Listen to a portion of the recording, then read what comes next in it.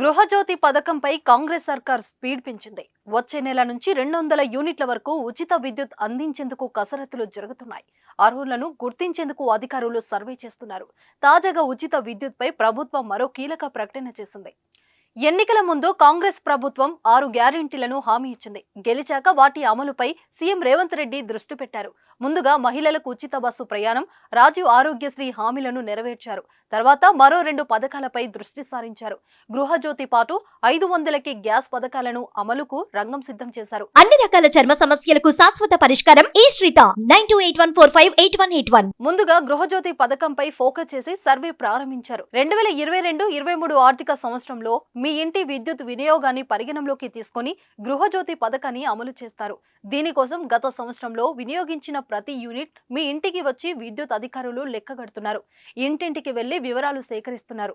రాష్ట్రంలో 200 యూనిట్ల లోపు విద్యుత్ను వినియోగిస్తున్న గృహజ్యోతి లబ్ధిదారుల నుంచి ఆధార్ కార్డుతో పాటు రేషన్ కార్డు సేకరణ ప్రక్రియను ప్రభుత్వం ప్రారంభించింది.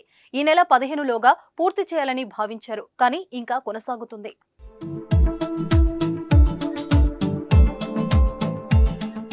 తాజాగా గృహజ్యోతి పథకంపై ఇంధన శాఖ నుంచి కీలక ఉత్తర్వులు వెలువడ్డాయి.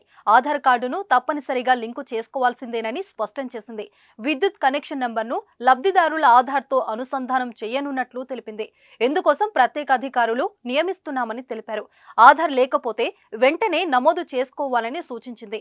అథెంటిఫికేషన్ చేసే సమయంలో ఆధార్ ఎన్రోల్మెంట్ నంబర్ను చూపించాల్సి ఉంటుందని వెల్లడించారు. శాశ్వత ఆధార్ నంబర్ వచ్చే ఆధార్ ఎన్రోల్మెంట్ నంబర్తో పాటు ఫోటో ఉన్న bank passbook, PAN card, passport, ration card, voter ID, ఉపాధి హామీ పథకం card, Kisan passbook, driving licence లేదా గెజిటెడ్ అధికారి సంతకం చేసిన ధృవీకరణ పత్రం సమర్పించాల్సి ఉంటుందని పేర్కొన్నారు. అథెంటిఫికేషన్ సమయంలో వేలి ముద్రలు తీసుకుంటారని, బయోమెట్రిక్ పని చేయకపోతే ఐరిస్ ద్వారా ప్రయత్నిస్తారని తెలిపింది. అది కూడా పని చేయని పక్షంలో ఓటీపీ ద్వారా చేస్తారని, అది కాకపోతే ఆధార్ ధృవీకరణ పత్రం తీసుకుంటారని వివరించింది. అన్ని అనుకున్నట్లు జరిగితే వచ్చే నెల నుంచి ఈ పథకం అమల్లోకి రానుంది. ప్రజాపాలనలో దరఖాస్తు పెట్టుకోకపోయినా ఈ పథకానికి అర్హులైన వారికి అమలు చేయాలని రేవంత్ రెడ్డి సర్కార్ భావిస్తుంది.